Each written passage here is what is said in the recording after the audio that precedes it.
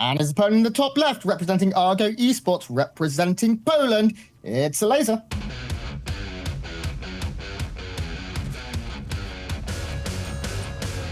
Their pre-game chat was delightful, by the way. I didn't see it.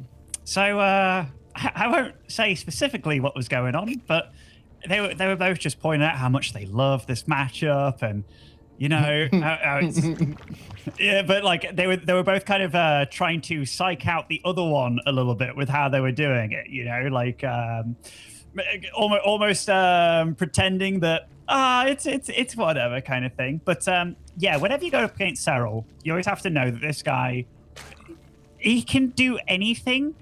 Like, he can be cheesy these days. He can be super duper late game orientated. He can do absolutely anything, seemingly better than anyone else. So for a while, it was like, okay, every player that ever goes up against Serral is going to cheese him. But then it's like, he is actually the best against cheese now as well, because that's all anybody ever tries to do to him. So it's like, do you go toe-to-toe with him in a macro game, or do you cheese him since he's seemingly the best at both? I think you have to exploit what we've seen him weak against before, and that is the Mutalisk play. And of course, Elazer, as we said in the pre-game, very, very adept at bringing out those sort of mid to late game styles. We have seen him do a lot of cheeses too. And in that GSL versus the world, we saw him bust out a couple. We've seen, 12 pull drone pulls, 13 12s, all kinds of things from this man. I mean, Elazer's been around a long time. Like, we've seen him for many years now, do incredibly well at all of these tournaments. He's not going to get psyched out by the fact that he is playing who is considered to be the GOAT. Elazer knows, like, on any day, these players could beat each other on the ladder. They probably play very regularly on the ladder. Serral, of course, at like 7.5k now. It's ridiculous.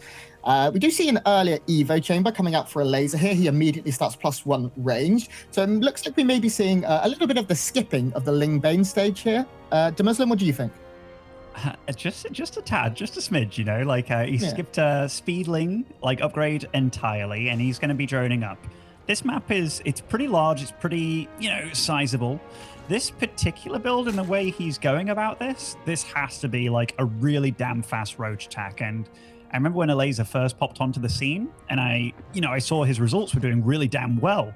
I remember speaking to Nurcho at a LAN, and I kind of noticed, like, man, Elazer just all-ins all the time. And Nurcho was like, yeah, it's what I tell everybody. He's an all-inner. But he does it so damn well. And he's pretty smart about it, too. He will study builds, he'll study players, and he'll see what they do on specific maps and try and aim for something that he thinks will deal with what they do. Yeah, and I mean, just looking at his face now, he is the picture of concentration and of focus. Serral as well, of course. Looking pretty focused behind Serral. But the lair is on the way. The Roach Warren finishing up now. We will see that first round of Roaches starting up shortly. And if all goes well, this will time up very nicely here for Elazer, who's adding a second Evo chamber. Slightly interesting here. I really thought he was just going to get +1 and like 12, 15 Roaches and go. But it looks like he's going to commit maybe to going a little bit longer. Yeah, so Or is that just for the wall? The second Evo, it could line up in multiple ways, right? Like, so if he starts a +1 armor with it, like right now, that'd be weird. I imagine that he'll wait to start +2, probably take a third base, which won't be utilized, but we'll see what he does with his gas, because he doesn't have a ton to spend. He only took his third gas now. I still think it's kind of going to be, an all-in. Okay, the +2. So I imagine that the +1 armor will start kind of like 20 seconds into that upgrade. So then he has a specific timing that will be like 2-1 timing, which will, he'll be 2 full upgrades ahead. Serral's trying his best to find out what the hell's going on. And, this could be a lot of things behind this. Yeah, it's kind of weird for Serral to pop in as well. He sees the Evo chamber. He sees that it isn't researching. So he's probably feeling like, okay, if I can just get some upgrades, I'll be feeling good. Those slippery lings of Serral not quite managing to make it in, but he does see a good amount of Roaches. Now, Serral does have a Roach Warren of his own, but he's just made around 6 drones, which is slightly concerning. He will be moving up now to getting towards 50 drones. Elazer is only producing Roaches. Roach speed finishing up. We haven't seen +1 count. There we go. So it does look like what Benny said is going to all line up here. We're going to see a 2-1 timing attack out of Elazer. Those famous Elazer overlords, Ben, 5 being made at a time. And here come the units. So we did see that he actually moved out because he wanted to take his third, right? And that's a decent move. But upon seeing all these lings, he was like, okay, there's no point me keeping that alive. Like, it will cost me too much keeping it alive, especially when I want to hit a timing. And if we look at his overlords down the middle of the map, he's already kind of created this creep highway, which is, in fact, okay, he's got rid of the creep highway now because he was very worried about Serral all-inning him kind of thing. I'm going to be looking at the minimap, kind of whether he'll make it active again for his attack, because he's going to attack when that 2-1 finishes, like, mark my words. Yeah, this is a lot of roaches. Serral currently sitting at only 7. Elazer has 24, and he's going to be up, what, 2 upgrades? 1 upgrade.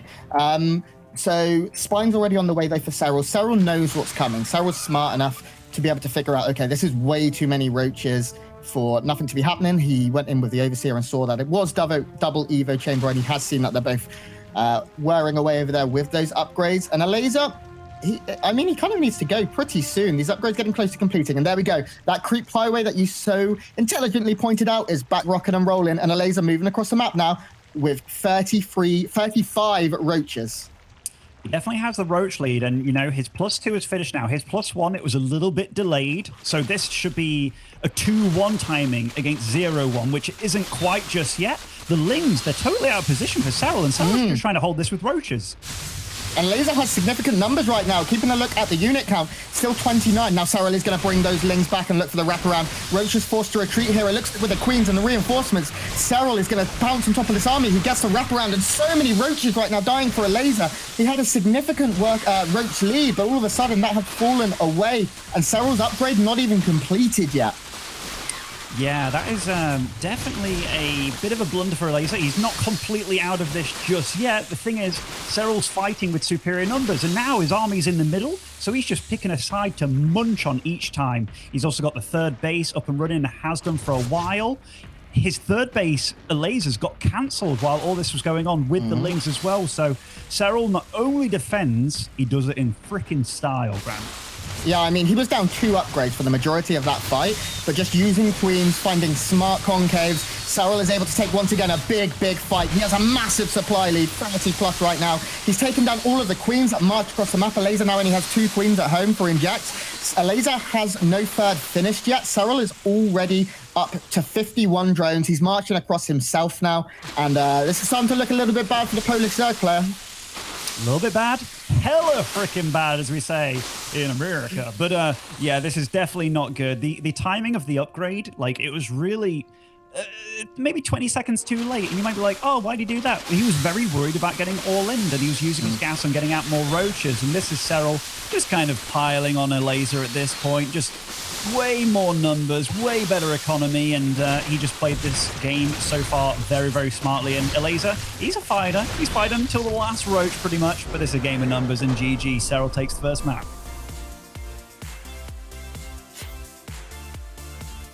What can be said? He saw everything, he scouted everything, he handled it, he took perfect fights.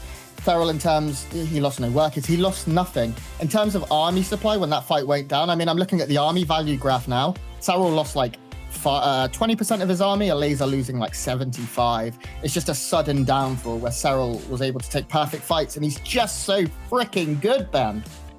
He really is. Like, I'm gonna give, I'm gonna be a little bit harsh on Elazer, because if your whole battle plan in a game is to hit a timing, having that delayed even just a little bit, because the +1 armor, even though it's not like, the night and day kind of difference, and somebody out there might be like, hey, I forget my upgrades all the time. This wasn't a forget. Like, the whole goal was about hitting that timing. So doing the first majority of the fight without the armor, like, it's a blunder. It shouldn't happen. Would it have worked with it? Maybe not. He was kind of on a bit of a clock, but I do like the fact that he brought something a little bit wacky at Serral. The thing is, Serral was just very diligent with his scouting. He always is.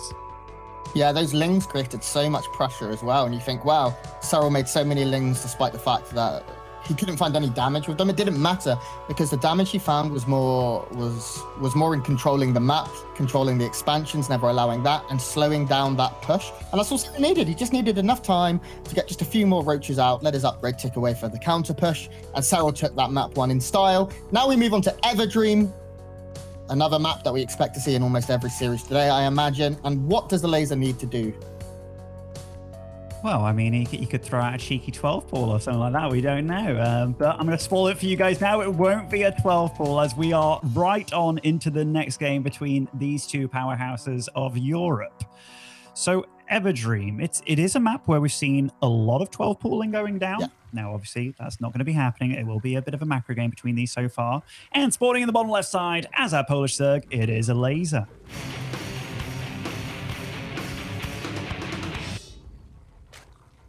And of course, his opponent in the top right, representing Ents, the finisher, it's Serral.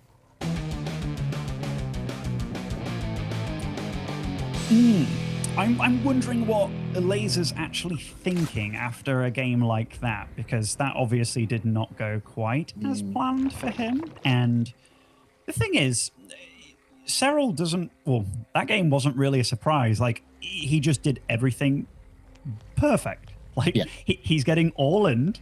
Not only does he kill the third or / cancel the third with his lings, he comes back and defends absolutely amply. Like, everything was super damn good for him. Okay, did Elazer... So, Elazer actually skipped out on some drones here to get the gas way sooner and the pool a little bit sooner. So, we could see something a bit cheeky from Elazer and yet again. Yeah, this time it looks like he probably will opt for speed, if I were to guess. I feel like skipping that stage against Serral is something you can maybe do once, maybe twice in a best of 5, but generally trying to skip the Ling Bane stage of the game. Every game is kind of risky. You are kind of vulnerable to big all-ins in the early game if you don't have that Baneling nest. And Serral, the kind of person who will look at this and will study the last game. Now, the pool is going to finish up. We see currently about 90 gas in the bank here for Elazer. He starts off a couple of Lings and his queen. And will he start speed? Yes. He certainly will. He certainly will. He was kind of waiting to pop out the 2 queens and the lings before he used the 100 minerals on the gas. Because I know as lot can be like looking at the gas and it's like, he's hit it, he's hit it, he's hit it. But getting out those queens to get the lava injects pumping is a really big deal. This build, this reminds me of that we've seen so many Ling all-ins from players in the past. That pretty much every player has done it at one point in time, but I do know that this is a build that's kind of hard to scout because you save up the Lings in your main base or behind your natural, just out of range, and you kind of showcase everything to be normal. And unless you are like super damn good, it's very hard to spot. Whoa, he makes an Evo. Is he making a wall? So maybe he's trying to show. I think he's trying to showcase that he's doing something that he's absolutely not. Yes. That's the vibe I get. I look at this and I think maybe he's going to, a hint that he's going to go for +1. But this is a lot of Lings already out, and speed is close to finishing. 12 more on the way. So we're going to be seeing a total of 30+ Lings storming across the map. Now, Serral does see this. Speed will finish quickly. Serral, does he have a Baneling nest? No, he actually hasn't made it. He skipped it and went for double Evo chambers instead. We are going to see the wall go up completely here from Serral, and that is nice. Serral also cancelled his third base. But the Lings are already here. They're getting a good read of this, and this wall can definitely be broken down. If Serral makes a mistake re-walling or something like that, these Lings can get in, and we see the first wave coming in right now from the Elazer. By the way, I love how Serral constructed this wall. The last Evo that he made was the one at the furthest back kind of thing, the one that is the most safe, but also like the most... Oh my gosh, he misplaced the queen! And that is Elazer inside the wall, getting in those mushy innards, and yeah, oh my god, a real face palm from Serral. And Elazer ties up the series. Look at that. Look at that difference in those webcams. Oh my gosh. I mean, that's all it takes. They say even gods can bleed, then. And that is what we just saw. Guys, we will be back with more games and to talk about the rest of the games very, very shortly. Don't go anywhere. We're going to cut to a commercial break and thank our sponsors. You are watching DreamHack Masters EU group stage. Bracket stage. Don't go anywhere. We'll be back in just a couple of minutes.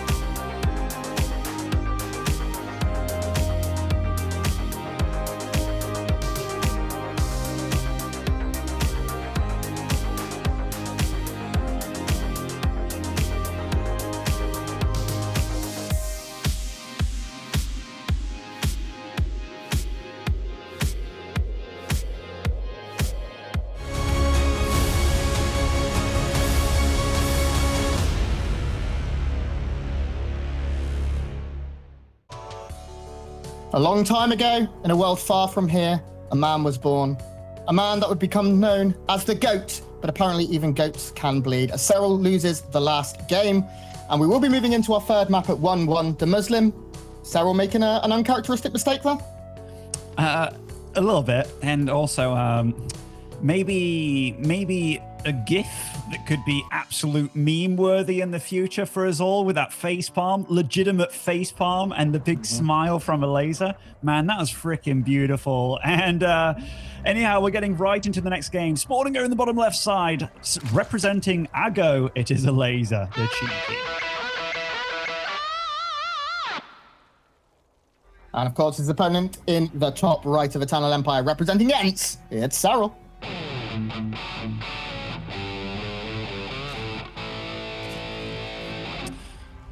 I do love the fact that Elazer's he's actually entering this series quite smartly by doing things that are a little bit silly, a little bit questionable, but you know, like that build, like he skipped the drones early on to get out the faster gas and pool.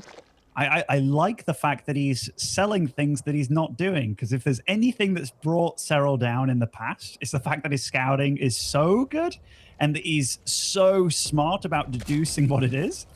If it's like noobs in poker, you know, when they start all-inning you and stuff, like you don't know what they're thinking because they don't know what they're thinking, so it's really damn hard. That isn't me saying Elazer's a noob, but it's a good approach to the series.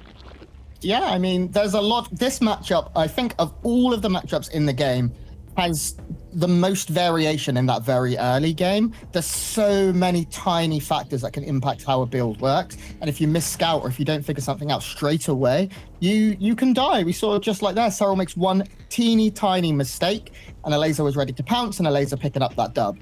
Now, this game, we are seeing things look very standard across the board. No earlier pulls, particularly, very little in it.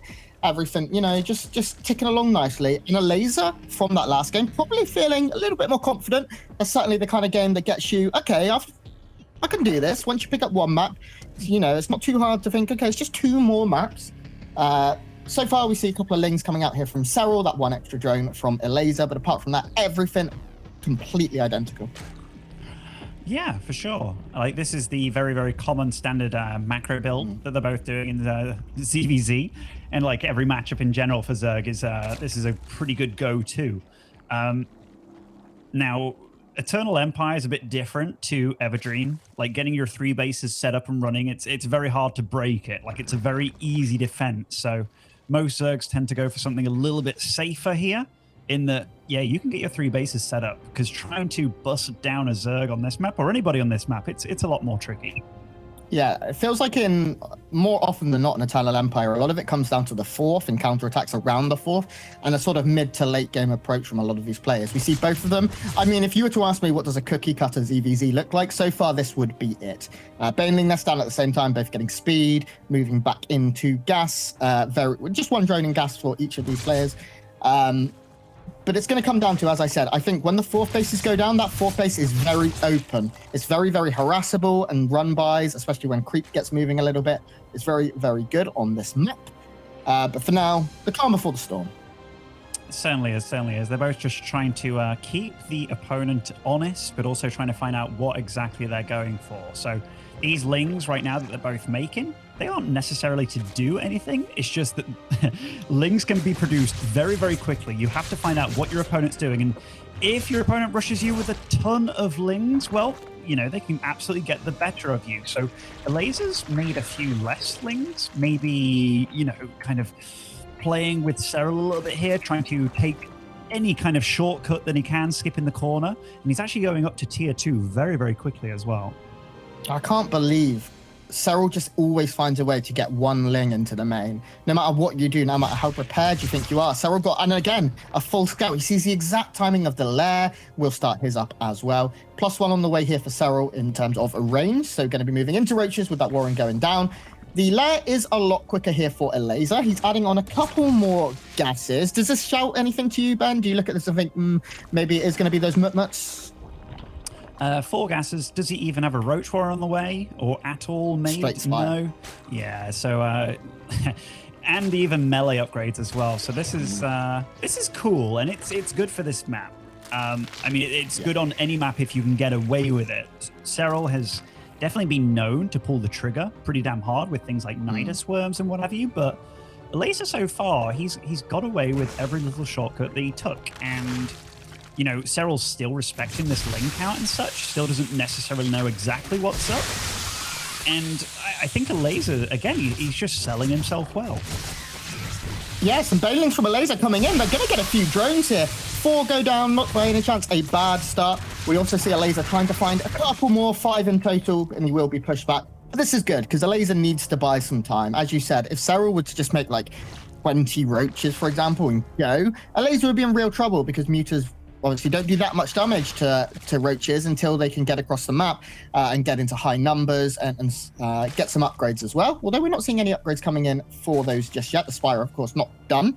I wouldn't be surprised to see it. It's quite common for a Zerg when they finish the Spire to add in +1, 6 Mutalisks straight away.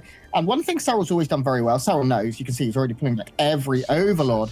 I was going to say one thing he does well is spread his Overlords, but Serral very, very cottoned on here, knows he needs to try and pull these boys back. Yeah, he sent an Overseer straight through, and he's even... So, one thing that's always been very interesting to me is where Zerg placed their tech structures and stuff, and that they produce way less buildings than any other race. He's just like, you know what? I'm going to kind of form a wall over here. Banelings can often crash through here, trying to slow down my economy as they go in mutas. Just places a Hydralisk Den and Infestation Pit over here to try and make a wall. Very nice play. Yeah, I mean, they are a little bit more vulnerable now. That Hydralisk Den could end up being taken down by a Ling Bane counterattack, possibly in the future, and that could be an issue. We do see those 4th bases now going down. The Mutalisks going to try and get on top of that. It does look like they will be able to get the cancel. That's nice here, because Elazer already has his 4th base on the way, about halfway done. And any little advantage he can gain is, of course, going to be good. He's currently up 9 drones. Upgrade-wise, he will be getting +1 air, as we sort of expected, and keeping the muta production going. This is a real proper committal to mutas at this point. It's not just make 6 to 10 and be annoying with them whilst you make a different army. We're now moving up to 15 mutas. This is all-out Mutalist war. And look at the base Elazer has taken at the top side of the map. That is ambitious. It is very ambitious indeed. I mean, it's the closest base that you can make besides the 12 o'clock to Serral's 4th. So definitely a little bit outrageous by him. Definitely showcases that he wants to be very aggressive. Serral, by the way, I got to talk about the building placement. And yet again, like, he's walled off the natural ramp. That Baneling, a happy Baneling. So Banelings can't like swoop in there and kill his economy. They can't swoop into his 3rd. He has to worry about the mutas, obviously, but he is very calm and patient, taking up 2 infestors now. He has a few on the field, getting lurkers as well. I like his play. Yeah, I agree. I'm still a little bit concerned about the mutas. If they can get up to a good enough number, okay. And now we're looking at 21. Even 1 Spore Crawler just isn't enough. We do see Serral adding on a few more spores across the board. What's the Hydra count currently at? 11. That's pretty healthy. But as all of these let's come together now, we will see Serral having to play relatively defensive unless he can get that big fungal. That big fungal could absolutely change the tide of this game, slow those mutas down, let the Hydras get underneath them, and also just protect the lurkers here. Elazer has to be very, very careful right now, continuing to shark, look for overlords and anything else he can find. But if he moves out of position just 1 flap too far forward and that fungal hits all those mutas, they will completely melt. Ooh. They both have to be careful here. I mean, especially Elazer, but Elazer, like, look at the drone count, 92 to 69. Like, he's done a really good job of just, like, enveloping the map, even getting away with that rich gas you called earlier on the far left side of the map. And he's going to hit a real big power spike very soon. I think he's going to try and hit a timing before the lurkers are out, but Serral's done such a good job of actually teching to them while taking a 4th, despite feeling so claustrophobic here. And one thing I will say is Serral hasn't seen anything in ages. He is just not able to move out on the map right now. He has to play very carefully, because if Elazer catches him, of course, he will do a lot of damage. We do have a couple of lurkers out in the open here. A huge fungal growth, though. And now the chains come in, and look at those Mutalisks fall. The health bar dropping rapidly. They will be able to escape just as Banelings roll in for the support here. Serral, though, taking a very good fight. He was down in supply before that fight, and all of a sudden, now he's leading by about 10. Did lose a couple of drones to that Baneling run by that we thought would be very very difficult. And this is a lot of drones, actually. 10 falling down here and make that 14 in total. Elazer finding the counter damage after losing so many mutas. How many went down in total? 11 mutas, Ben. Yeah, I like that. He definitely needed that. Like, he's on 90-ish drones against 60 right now. But Serral's army is definitely stockier, definitely stronger. He does have to be careful, though. He's got no more fungal energy, and Elazer kind of realizes that. Now he can be a lot more brazen here, which he is doing. Yeah, and I mean, mutas don't care about these lurkers. They're going to sit on top of them, try and take them down as quick as possible. As reinforcements come in, Elazer does need to back off. 9 more mutas went down then. It looked at the beginning like it could have been a good trade, but I mean, it just didn't work out. Those Banelings, lurkers, such a good way of dealing with them. 13 drones do end up going down, though. Serral losing loads at his 4th. Wow, more Banelings finding more damage here. Serral's got less than 55 workers. Elazer's still at 90. And I feel like the longer this goes, Serral gets a little bit more on a clock.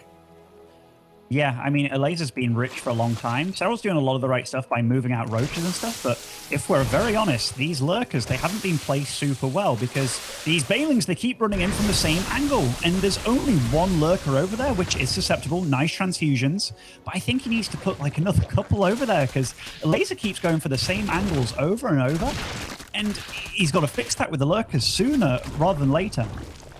And again, we keep talking about, or I keep mentioning how Elazer's losing a lot of mutas, but when you're up at, 90 odd drones, you can afford to throw away a few flappy boys. It really doesn't matter too much. Now, upgrades are pretty even across the board. We do have a slight lead here for Elazer. He has +2 melee, +2 flyers, whereas Serral just has +2 range, +1 armor. That armor carapace upgrade is very important here. Serral is working on his +3 range, though, and +3 Hydralisk absolutely destroy mutas without carapace upgrades. It is gross when they get fighting. Now we do see a lurker then coming back out for Elazer as well, and it looks like he's going to start looking to transition into a more ground-based composition, but with these mutas as support. Yeah, like even though we think, oh, those lurkers, they do find those Banelings, and those Banelings will not trade well against lurkers, even if on the same side. Oh, the parasitic bombs, they could be huge. Oh. Let's see how they do. Let's see how they do. He's going to split. Yeah, okay. Oh, Elazer, he started to split, but didn't pull them all away. A lot of mutas going down, a lot more softened up. But again, the Banelings find a mineral line. Serral is still at 54 workers. Never been able to get above 60 in this game, I believe. But the Hydra count has been thinned out.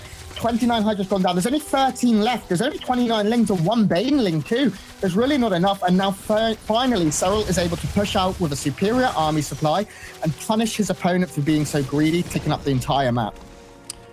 Actually, like, even though those parasitic bombs were damn good, I mean, like, parasitic bomb, Elazer did a good job of splitting off the guys with parasitic bomb and kind of minimalized his losses.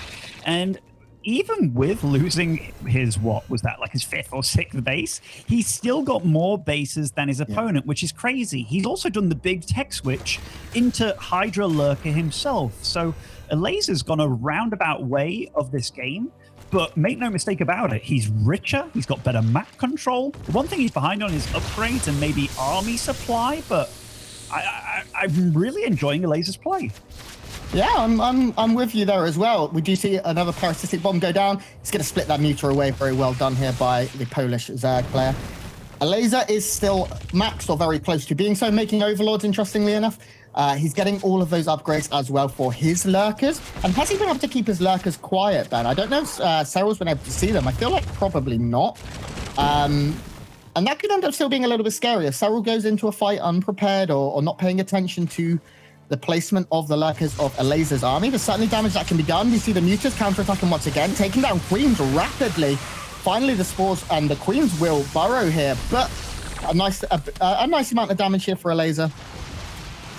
It certainly is. I believe Elazer has revealed his army now, which is a massive ground army, and there's barely any roaches in this, so this is very high-tech stuff, but can't be taking a fight too soon, especially without the lurkers being in the fight as well. 6 Vipers start at once for Elazer, and it's not really a dent in his mineral bank at all. He's so rich. Yeah, I mean, Serral still hasn't been able to pass 60 drones. We'll finally get the opportunity to do so. Elazer's Banelings have done so well. How many workers have died in total this game? He's killed 50, Ben. 5-0. That is a whole bunch of mining guys that have gone down. Now we do see Elazer pushing up through the middle of the map here, maybe just trying to secure this high ground location. He may even attempt to expand onto Serral's side of the map, but Serral has had enough. He's got burrowed riches tunneling around here, trying to find damage, and they've done a great job of it. Yeah, like Elazer kind of felt something was coming. And so he started making the static defense, but the roaches came just before it finished. So 12 drones do go down. The damage is on the other foot now. The mutas are still buying time. Realistically, what does Elazer want to do with those mutas? Maybe he wants to trade them out, but you want to trade them out as efficiently as possible. You don't want to just throw them away. Roaches continuing to be very, very frustrating here for Elazer. Serral catching a couple more mutas as well. The spines are out here, and they're going to allow for that little bit more safety at the space, buy some time. But Serral is starting to push forward more aggressively. He has a good Viper count, and they have a lot of energy too across the board, able to get lots of those blinding clouds or abducts instead onto the lurkers of Elazer. Elazer's upgrades are still behind. He does have the flyer upgrades, and they're no longer really that useful. Abducts all around, yoinks on everything here. We do see the blinding clouds coming down here by Serral, and they are going to buy himself a little bit of time, but this base is being real softened up, and Elazer's starting to hemorrhage. Yeah, he definitely is. Look at the resources lost out of this game, by the way. Serral with 13k resources lost against 26k just shows how bloody impressive his defense has been so far. He's been very efficient. Granted, you do have to throw away lots of banelings with this style, and you are way richer. But Serral is just very good at kind of recuperating and getting back into the game, and he's the one being very aggressive. And knowing that he's mainly against a ground army now, he's teching full on into that lurker switch. 19 in total. That's a whole bunch of lurkers here to Muslim. Now, we do see multiple more Vipers coming out here for Elazer, who will be going up to... He has 7, which is a very good number. If those lurkers are all clumped up, he can, of course, drop the goo on them and stop them from hitting some big shots here. We are going to see the mutas trying to take this down, but this is a nice little lurker run by, not a word you get to say every day. They're going to snipe one base. The queen's going down everywhere. Now, Elazer does look like he'll be able to win the fight on this front, as he does have a good lurker count here, but Serral doing a great job of stopping that base from mining. He's killed 25 workers. The yoinks coming in. More Vipers go down. Serral trading so cost efficiently right now. Elazer just fell apart, and Serral did absolutely everything perfect. So look at those lurkers. They were in the main. They're above the 3rd base of Elazer as well, so killing all those drones there. And Elazer, what happened to your supply, mate? 26 drones and down 80 supply at this point, and that resources lost tab just continues to grow. This is incredible play from the Finn. I mean, a 15k difference. We said Elazer's been rich all game, but he's not been 15k rich. Now, he still has a very, very hefty mineral bank, but actually, Serral's gas bank is good. He can remake some of those core units if you were to lose them, and he is banking minerals now. I mean, he's up 30 workers. We've been saying the opposite this entire game. More and more lurkers coming out from Serral. He's re-adding Vipers. He's getting his +3 Carapace, and it looks like, unfortunately for Elazer, that Serral was able to play this out just too intelligently, too cost efficiently. And now we see a big push coming in from Serral, grabbing a few of these lurkers. Yoink! Mutas trying to take the fight, but unfortunately, they're just so useless against the army composition right now that Serral has. Workers falling down everywhere here. And it looks like Serral's pushing Elazer to the very edge in this game. He certainly is. I mean, Serral at this point, he's 200 supply up. He's got defense everywhere. He's got aggression right where he wants it. And Elazer taps out. Serral 2-1 up in the series, and you know that's a very different face on Elazer this game. You know, he's not looking as cheeky and smiley, and he just went into a macro game with Elazer. Started off really damn well for him, but you have to get the damage done. And while he was killing a lot of drones and stuff, it wasn't enough. And I do think that Serral handled himself very well there, despite a few hiccups, like lurkers positioned slightly different, would have done better with the run buys, but overall, Serral is the best with Vipers, man. Like, he really absolutely is.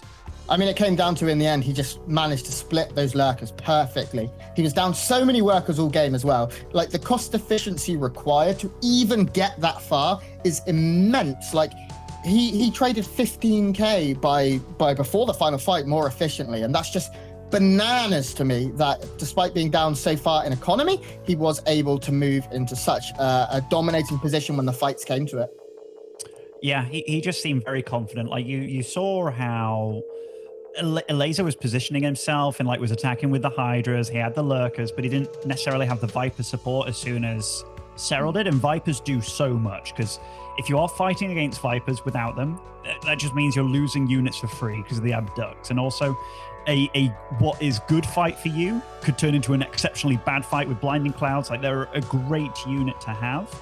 Late game ZVZ, so Elazer just didn't feel confident enough with what he had, and he was probably damn right about that. But as soon as Serral started multitasking and sending lurkers here, there, and everywhere while pushing the right side, like that was beautiful play, and he really tore Elazer a new one with that. We now move on to our penultimate, possibly ultimate map here, onto Ice and Chrome. Elazer needing a win here to take it to a game 5. Should be a really interesting matchup. And if you are Serral right now, and I know you very well, Ben, I followed your career for 10 years, when you've got a map ahead, you were the kind of player who would throw it on the line. You proxy some racks, you proxy some buildings. Do you like the idea of an all-in here from Serral? Again, Grant, I am not used to British guys being so pleasant and so nice. I was ready for some burn coming in there, like maybe the one time that I was ahead in my career, you know. I've definitely been known to like throw it all out there, you know, be very, very risky, be very greedy, or just it allows you a cushion for risk, right? Anyhow, spawning in the bottom left, currently 2-1 up in the series, it is Serral.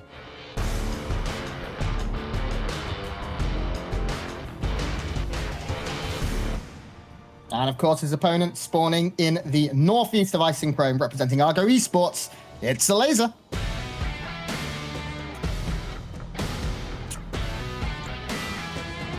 But on the other hand, your opponent can also be thinking like, well, screw it. I'm a map down. This is where I really bring out my ace card, you know? So I don't think you can ever be like, there's no right answer, right?